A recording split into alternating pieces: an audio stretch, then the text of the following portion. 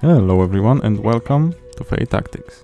In this one, I guess we'll be continuing the story and crossing the dry scar. And if you remember the previous one, we freed the dwarven workshop from the revenants, and we got some additional crafting to do, which is pretty nice and pretty useful things. We further upgraded our capacity for summoning and our talisman power. I guess that was the most important ones. Well, no, the most important would be the guts one, but that's going to be the next that we do. So let's finally let's finally cross the dry scar. As you remember, we've met a ashen elf that actually invited us to the other side of the dry scar to reveal the mystery that's going on with the elves. So I guess we'll just do that.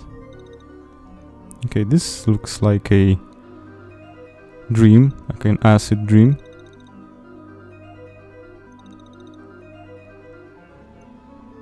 Yep, if there is no other way, then I guess we need to get going.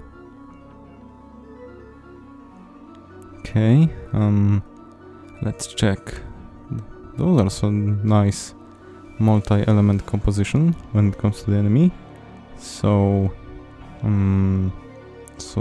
yeah, we get to use quite different units this time.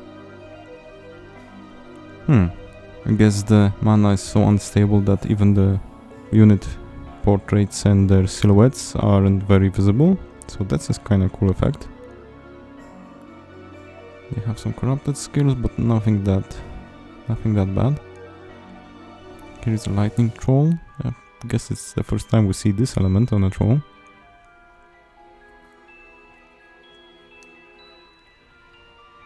Okay, so yeah, nothing that bad.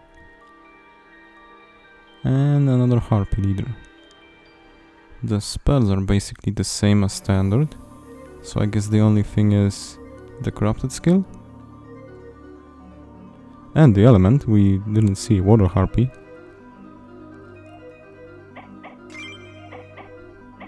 Okay, so let's check our setup. I'm thinking if we're going to change something, I would like to use red a little bit more, so maybe I will stay with red on the team. Shame I don't have any more equipment for him.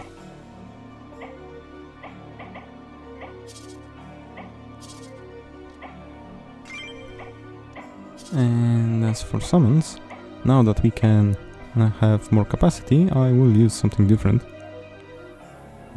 He's an ice type. Let me think about it.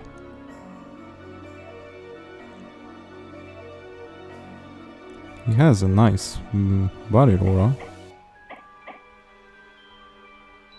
but I don't know if a second protector is useful for now. This guy is kinda good. Seems kinda good, but there is no aquatic terrain here. But he does get a bonus to attack after leaping distance. So yeah, I think we'll go with him and check how he works. A nice thing would be that leap, because he can cross the gaps in the terrain, which will be useful in this map. I will go with the Nixie spell, because we do have 3 water element units. I said I was going to change it, but yeah, it kinda looks like we're in a similar setup to the last fight, which is kinda funny. I was thinking about using Matilda, but after using her that one time in the spider challenge that I failed, I don't like her playstyle, to be honest. The attack leaves much to be desired, is kind of weak and it doesn't look good. And Matilda herself is very squishy. Her ultra is very good, but you need to charge it first. But if you do, it's quite devastating. But to sum it up, I don't quite like that unit. I could also check some other weapon types that I didn't use. For example, Paya's beam weapon or Oro's arcane weapon. maybe try that in the next one. I don't know, I have to think about it. Trying out things is one thing, but deliberately making the fight harder and longer isn't good for actually entertainment value or for watching. The fights aren't that hard that I wouldn't do them, but it would become tedious and even longer than it is now, so I'm not sure how the watching value would scale with that. So yeah, so I gotta think about that. I guess it wouldn't be that fun to watch. But that's just me. Counter, I mean. Okay, so we can attack him from the back. There's one problem with those silhouettes. I'm not sure sometimes which side is the unit facing. That Glade Reaper there, or Barn Reaper, is actually facing the right side. I thought he was facing red for a moment, but he is facing my other units. The red background and the red silhouette makes it kind of hard to see. But yeah, we can clearly see those horns and wings facing, so yeah, we'll judge by that. Now he's facing Claudia. As for red here, there's no use in just finishing that Reaper, so I will just leave him be and let either the damage aura finish him, or maybe someone that's passing by will do the job. Okay, so this is another target for our Beelzebufo. And Peony should move, but we'll move the Grumble Bunny first and make room for her.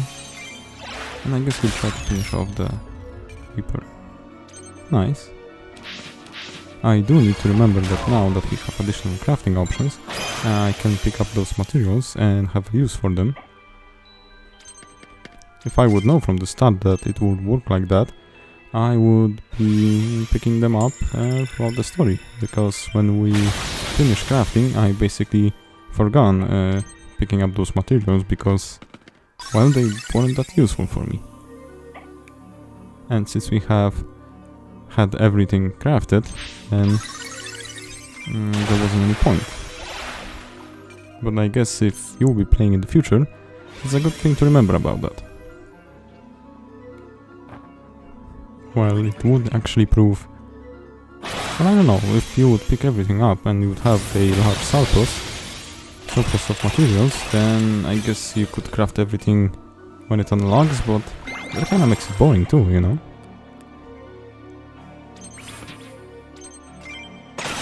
But as you want. It's all about the way you play it, you know? No use in playing in a way that someone else tells you if it's not fun for you. That's what I think.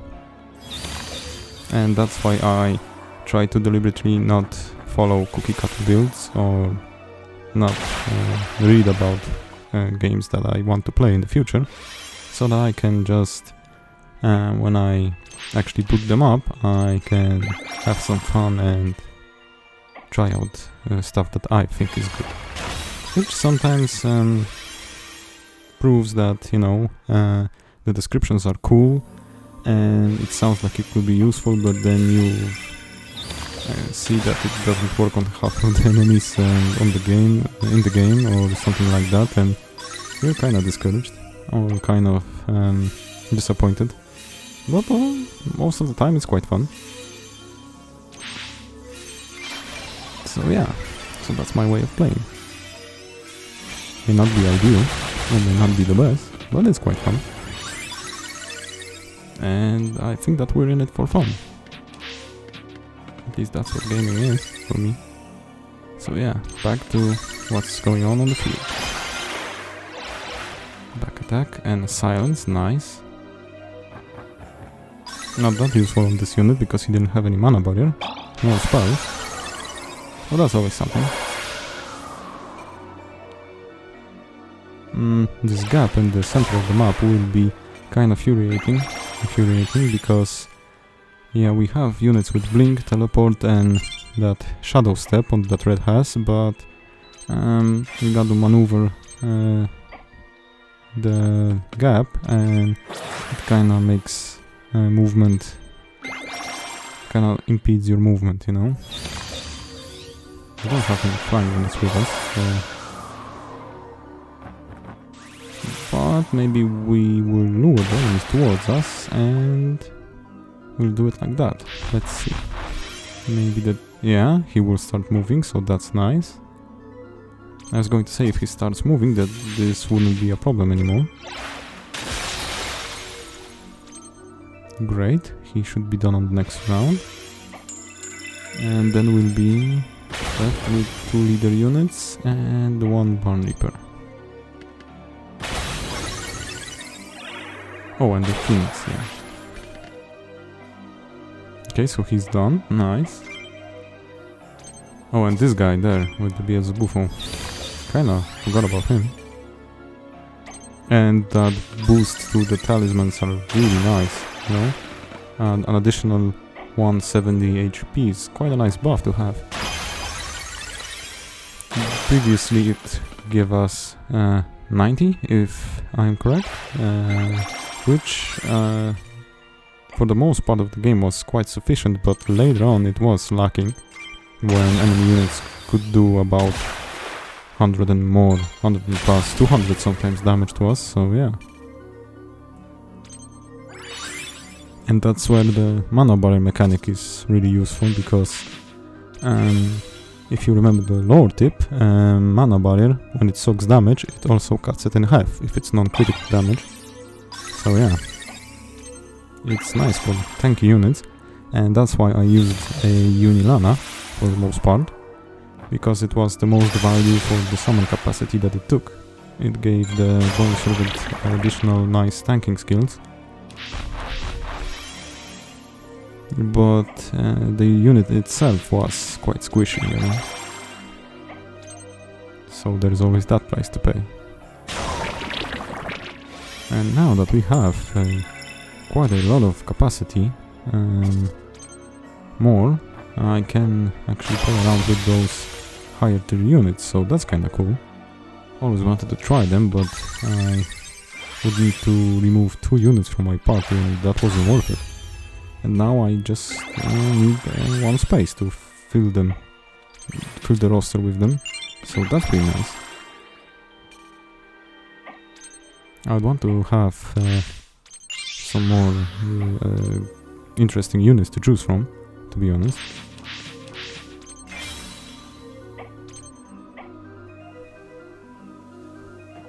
But those aren't bad. The Beelzebufo is kinda nice. With that leap, and he's kind of like a light version of the evolved Chico, not Chico, Paya, a light version of the evolved Paya, with that leaping and attacks. He is a lot weaker when it comes to the damage department, but he is, when it comes to mobility, the same basically. But utility-wise, he doesn't have the heal, so they're maybe not interchangeable, but there is quite a nice alternative. He does have that AoE attack though. And he isn't all that squishy, so there's always that. But this here is a bad matchup for him, because of the electric element.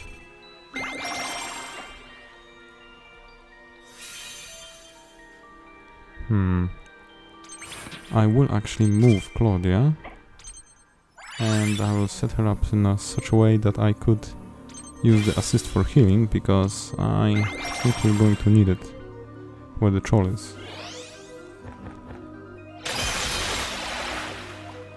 Okay, that was not nice, but we have Ultra Up thread, and Troll will have his Ultra Up now.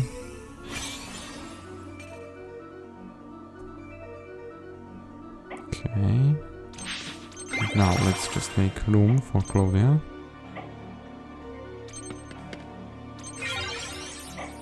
And let's retreat a little with PoE.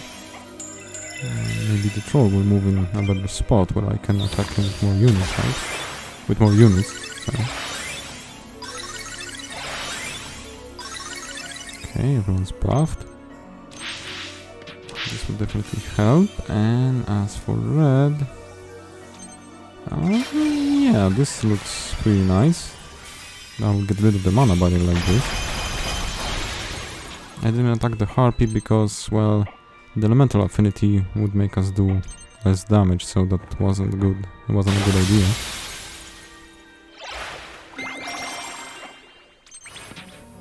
And now let's topple up to tank that ultra from him.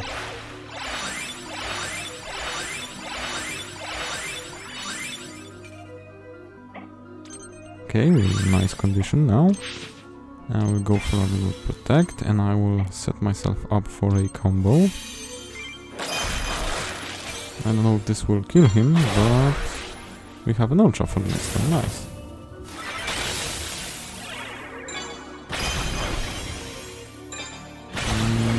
Nope, we're about 50 short. 47 to be precise. Well, that's kinda unlucky, but guess it didn't go that well, huh? Okay, the harpy is moving towards us, that's pretty good. We won't need to chase her around. Oh, and let's see how much the ultra does.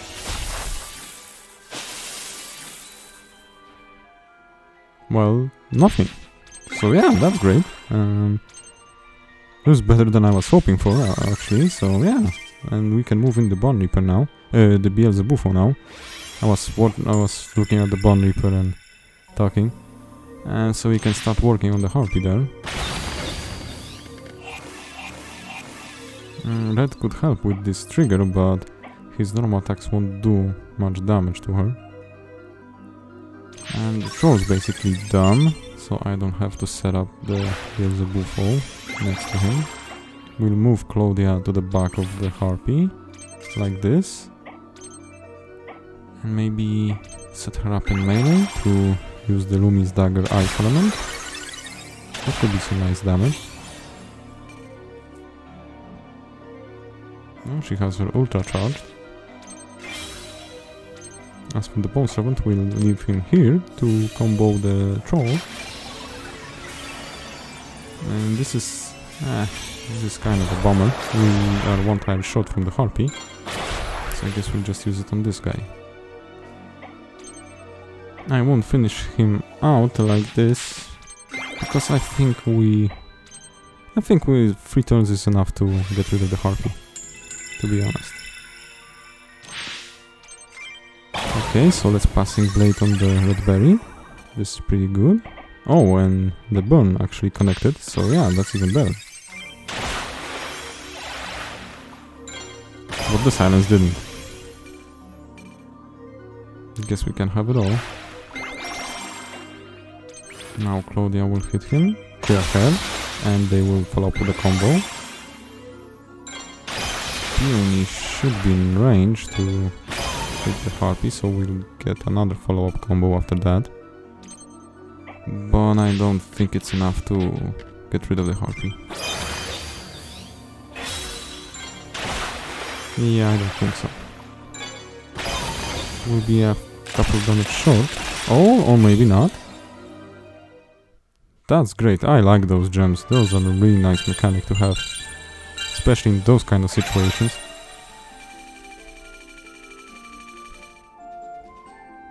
But there's another thing we need to keep track of. The gem charges. Because they work in such a way that they proc every X attacks. So we gotta keep in mind to not waste that. Oh, and I can see a Gorgon from here. Okay, multi-element setup for the enemies. As in the previous battle. This is okay.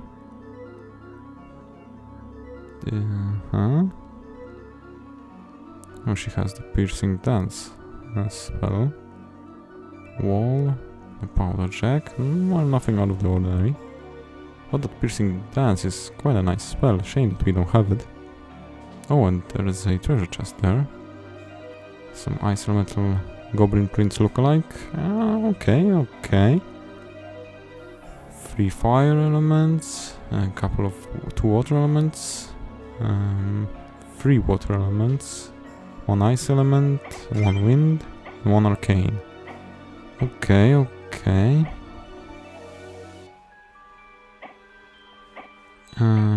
Guess I could change the setup here. Now think about it. Dynamo scroll. It's not that bad.